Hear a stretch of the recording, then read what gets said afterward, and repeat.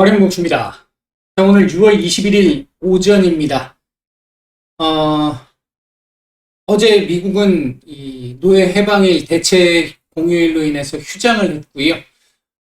이제 미국에서 있었던 어제 그렇다고 해서 모든 사람들이 다 놀았던 건 아니기 때문에 있었던 상황들, 새롭게 나왔던 얘기들 중심으로 해서 호재, 악재 이런 형태로 말씀을 일부 좀 드려보고 우리 시장까지 얘기를 드려보도록 하겠습니다.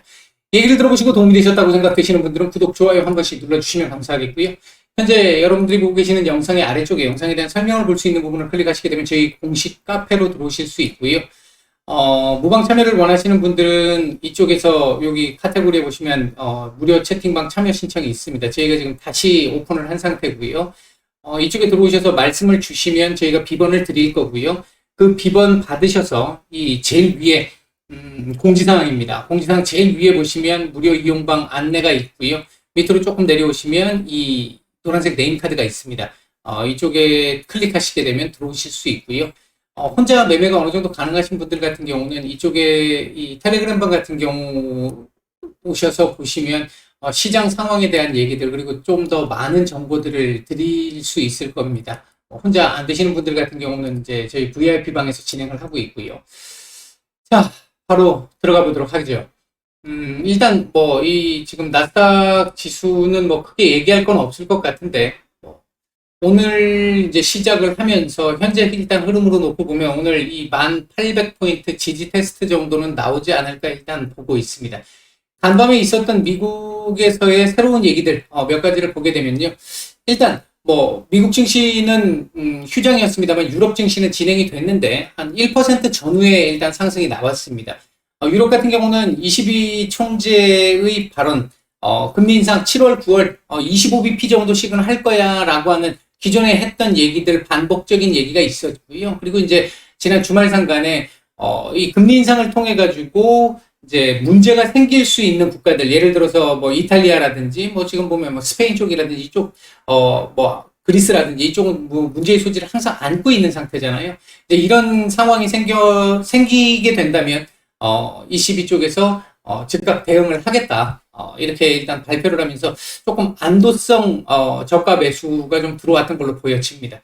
반면 프랑스 같은 경우 상대적으로 상승폭이 좀 적었는데 어제 일단 대선 이번 그 선거 결과에서 20년 만에 여소야대가 나타나면서 물가가 워낙 많이 오르다 보니까 지금 현 집권당이 아무래도 불리할 수밖에 없는 상황이고요. 그로 인해서 여소야대 국면이 진행이 되면서 이제 결과가 나오면서 이제 전국 안정이 조금 또 불안정한 상황이 될 수 있다 보니까 아마 그 부분에서 상대적으로 상승폭이 좀 적었던 모습이었습니다. 미국 시장 같은 경우는 어제 휴장이었습니다만 일단 연준 위원들의 발언이 있었고요. 대표적으로 제임스 블라드 세인트루이스 연은 총재 발언이 있었습니다. 이분 초강경 울트라 매파의 이 위치에 서 계시는 분이잖아요. 계속 3.5% 금리 인상 계속 말씀하셨던 분인데 몇 퍼센트다라고 꼽아가지고 얘기를 하지는 않았습니다만 금리 인상 흐름은 계속 진행되어야 한다라는 쪽에 기존 시각을 그대로 유지하는 쪽에 얘기를 했습니다. 다만 최근 시장에서 워낙 이제 경기 침체에 대한 우려가 많이 있는 상황이다 보니까 이 경기 침체 우려와 관련해서는 경기 둔화가 일정 정도 나타날 수는 있겠지만 침체까지 갈 가능성이 그렇게 높아 보이진 않는다. 1994년도에 있었던 상황처럼 연착륙 가능성 충분히 있다고 보고 있고 94년도 같은 경우도 금리 인상을 조금 급격하게 진행을 하면서 당시에는 조금 피를 좀 흘렸지만 이후 90년대 중후반 넘어가면서 호황을 맞이할 수 있는 그 기틀은 닦아놨었다. 이런 이제 표현을 했었습니다. 지금도 그와 비슷하지 않을까 이런 쪽에 얘기를 한다는 건 지금 당장의 출혈은 어느 정도 어쩔 수 없다. 왜? 지금 연준은 오직 인플레이션을 두드러 잡는 것에 올인하는 상황이기 때문에 어느 정도 물가를 잡기 위해서 경기 둔화를 용인하겠다라는 걸 보여줬기 때문에 지금 시장이 그것 때문에 이제 급변동이 또 변동성이 커졌었던 부분도 일부 있었고요. 일단 그런 정도 얘기가 있었습니다. 그리고 이제 올해 말까지 미국의 성장세는 견고할 것이다라고 얘기를 했는데 이 부분이 이제 최근 그 미국의 CEO들이나 이제 그 전문가들 설문조사 했었을 때 내년까지 해서 경기 침체 확률 40% 이상 지금 올라간 조사 결과들, 지금 설문조사 결과들이 나오고 있잖아요. 근데 그런 상황 속에서 내년에도 강할 거야 이렇게 지금 얘기는 못 하고 있는 상황이고, 아무래도 지금 금리를 이렇게 공격적으로 올려서 수요를 누르게 되면 조금 밀릴 수밖에 없는, 그러니까 경기 둔화가 나타날 수밖에 없는 상황인데, 이걸 둔화해서 막을 것이냐 침체까지 떨어질 것이냐인데, 일단 제임스 블라드 총재, 그리고 지난주에 발언을 조금 일부 하셨었던 메스터 총재, 그 다음에 제닛 옐런 재무장관, 이런 분들은 연착륙 가능성 충분히 아직까지는 있다라고 보는 입장이었습니다. 그러니까 이 부분이 경기를 어느 정도는 잡아낼 수 있을 거야, 그렇게 크게 시장에서 우려하는 만큼의 수준까지 타격을 받지는 않을 거야 라는 경기에 대한 자신감, 이 자신감이 일단 어제 이 유럽 시장을 조금 더 끌어올리는 데 영향을 좀 줬던 부분도 있었던 것 같습니다. 한편 이제 지금 현재 가장 중요한 거, 저도 지금 연일 계속 강조를 드리고 있는 게, 이달 초부터 계속 강조를 드리고 있는 게, 오직 지금 현재 중요한 가장 큰 핵심 포인트는 인플레이션, 물가고, 이 물가 인플레이션의 주된 주범은 유가. 근데 이 유가가 러시아의 제재에 따라서 공급 부족, 그 우려 때문에 유가가 급등을 했던 부분인데, 지금 그렇지 않더라는 얘기가 나오고 있어서 조금씩 이제 엊그저께 한번 하락이 좀 나왔는데, 그럼에도 불구하고 만족할 만큼의 수준은 아직은 아닌 것 같습니다.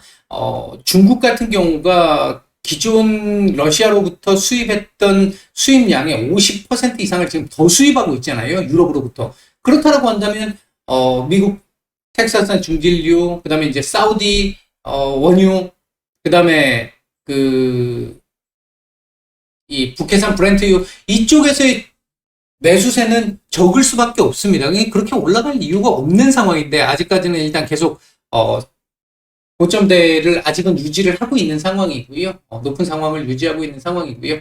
이와 관련해가지고 바이든 대통령이 어제 이번 주 안으로 가솔린에 붙는 세금, 연방 세금을 일단 일시 중단할지 여부를 일단 결정하겠어라고 얘기를 했습니다. 물론 이게 의회의 승인을 받아야 되는 상황이기 때문에 무조건 발표한다고 해서 되는 건 아닙니다. 지금 일부 반대하는 의원들도 좀 있기 때문에 그 부분이 지금 된다라고 장담할 수 있는 상황은 분명히 아니긴 한데, 일단 지금 현재의 상황으로 놓고 보면 가능성은 지금 일부 충분히 있는 상황이잖아요. 이제 그렇게 놓고 본다라고 한다면, 만에 하나 지금 이 바이든 대통령이 얘기한 대로 연방 세금, 가솔린에 붙는 연방 세금이 일시 면제되거나 인하되거나 하는 상황이 나오게 된다라고 한다면, 미국 내에 지금 유가, 지금 미국 같은 경우도 유가가 갤런당 이 $5를 넘어가면서부터 이 급격하게, 그렇지 않아도 안 좋은 여론이 급격하게 더 안 좋아졌고,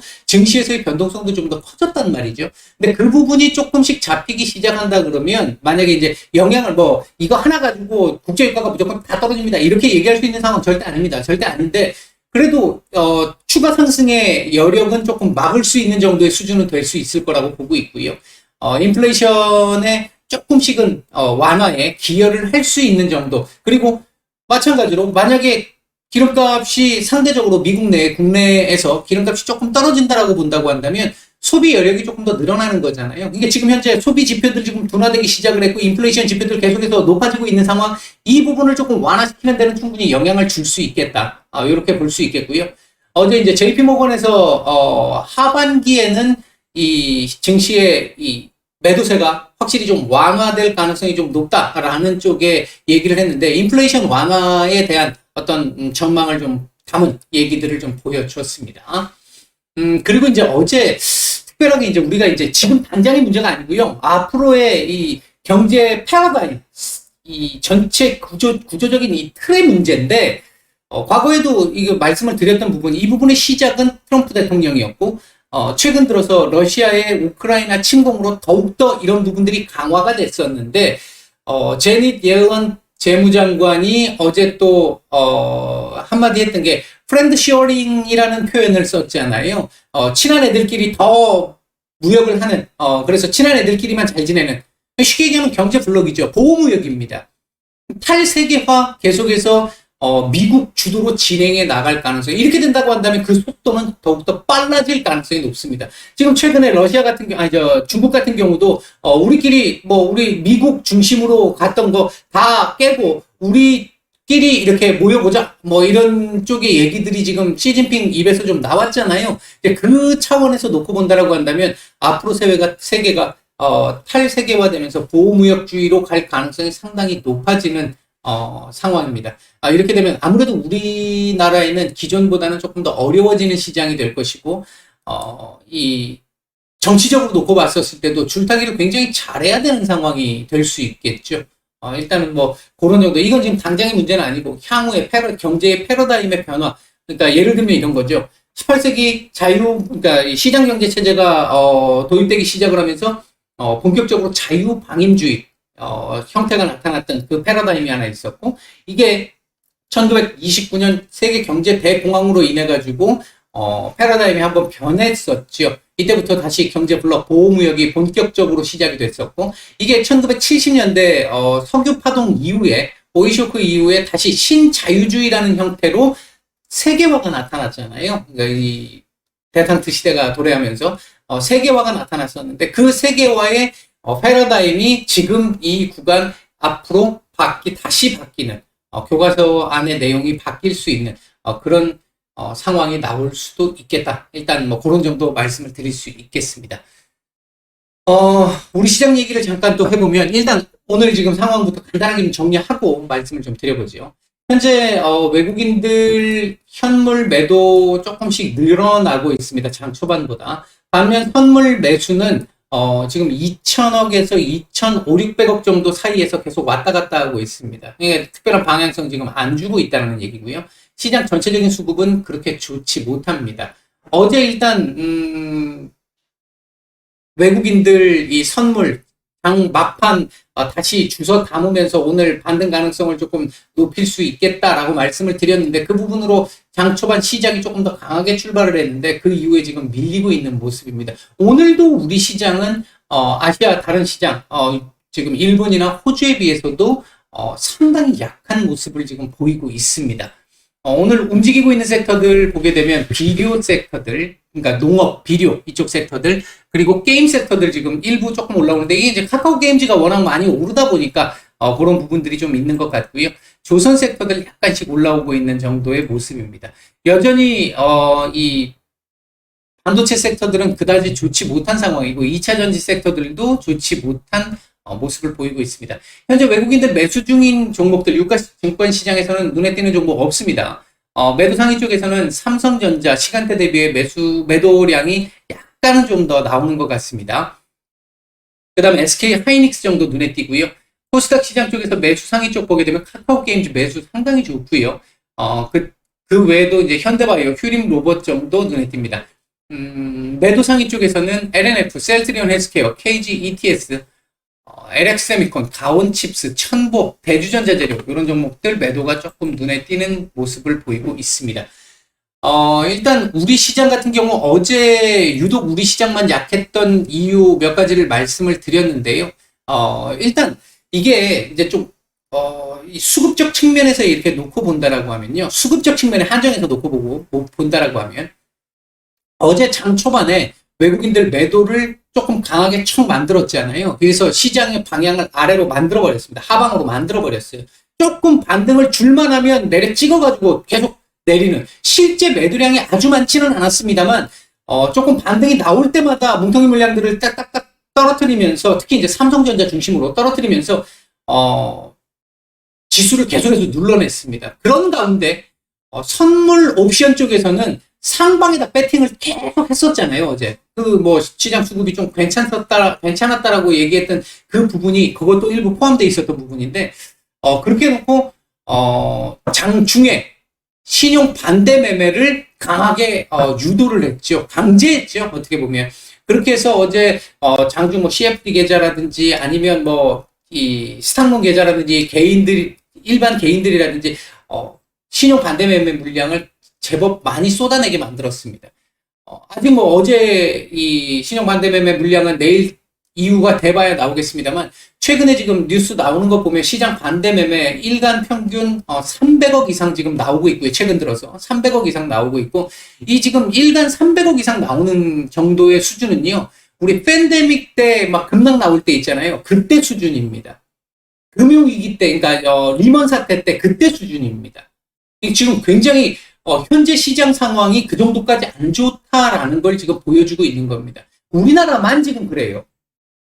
이게 우리 시장이 이때까지 한동안 잘 버텨왔습니다만 한번 이제 밀리기 시작을 하면서 약한 고리가 보이기 시작하니까 외국인들이 아마 이 부분을 집중적으로 더 공략을 하는 것 같습니다. 이제 수급적 측면에서 말씀드린다 그랬으니까 개인들이 워낙 많이 들고 있기 때문에 이 개인들 수급을 어느 정도 깨야 그걸 가지고 외국인들이 그걸 그 손절 물량들을 받아내면서 외국인들이 들어오는 이런 상황이 일반적이잖아요. 그런 상황에서 놓고 봤었을 때 개인들이 물량이 안 나오니까 그걸 끄집어 내리기 위해서 강제적으로 개인들 물량을 지금 끄집어 내리는 이런 부분도 수급적 측면에서만 보면 생각해 볼 수 있는 부분이기는 합니다. 이제 이 부분이 언제쯤 정리될 수 있을까라고 하는 부분인데 어제 이 급락이 나오면서 퍼밸류 자체가 이제 8배, 8배에 가까워졌어요. 8배 초반으로 지금 내려왔습니다. 8배 초반으로. 지금 이거 역시도 마찬가지로 팬데믹 때 그러니까 초반 그때의 흐름이나 리먼 사태 때 그 정도까지는 지금 아닙니다만 그 근처 부분까지 지금 상당히 많이 내려온 PBR 같은 경우도 이제 장부가치, 우리 청산가치라고 소위 얘기하는 이 부분도 지금 현재 8배 대, 8배 대로 지금 내려온 상태잖아요. 이런 상태이기 때문에 사실은 더 이상 내린다라는 것 자체가 뭐 요즘 이제 이 인문과학적 측면에서 봤었을 때 심리적인 지표들이 워낙 좋지 않기 때문에 지금도 오늘 같은 경우도 기관들이 지금 조금 받쳐주고 있어요. 오랜만에 지금 최근 들어서 이제 바닥권이라고 생각을 했는지 기관들이 조금씩 받치고는 있는데 이게 받치는 물량이라든지 받치는 어떤 강도가 그렇게 강하지가 않습니다. 그러니까 외국인들이 툭툭 치면 그냥 뚝뚝 밀리는 정도의 좀 안 좋게 얘기하면 미니만 받치는 정도의 수준으로 지금 조금씩 지금 받치고 있습니다. 굉장히 조심스럽게 받치고는 있습니다. 이제 기관 쪽에서는 이제 서서히 조금 돌기 시작하는 듯한 모습들이 좀 보여지고 있고요. 아직 외국인들이 문제인데 금리 역전 어제 관련한 얘기들도 잠깐 드렸잖아요. 이제 그 부분 쪽을 생각을 해보면 외국인들 매도가 일정 정도는 나올 수 있겠는데 이미 지금 많이 나왔단 말이죠. 이미 지금 우리나라 시장에 거의 역대 최대 손가락 안에 꼽힐 만큼 지금 최저 비중입니다. 이런 상황이기 때문에 얼마나 더 나올지는 모르겠는데 기계적으로 나올 수 있는 물량은 분명히 있습니다. 예를 들어 지금 금리 인상 시기 이렇게 들어오기 시작하면서 신흥국 비중이 줄 수 있으니까 그 비중 이상으로 훨씬 더 많이 지금 줄어들어 있는 상태이기 때문에 글쎄요 뭐 이게 지금 워낙 이성적으로 설명이 안 되고 있는 요즘 시장이다 보니까 말씀드리기가 굉장히 조심스러운 상황이긴 한데 외국인들 매도가 과연 그렇게 얼마나 더 많이 나올 수 있을지 개인적으로는 외국인들 매도도 나올 만큼은 어느 정도 좀 나온 게 아닌가. 일단 개인적으로는 일단 그렇게 보고는 있습니다. 뭐 그렇다고 내일부터 당장 산다는 얘기가 아니고요.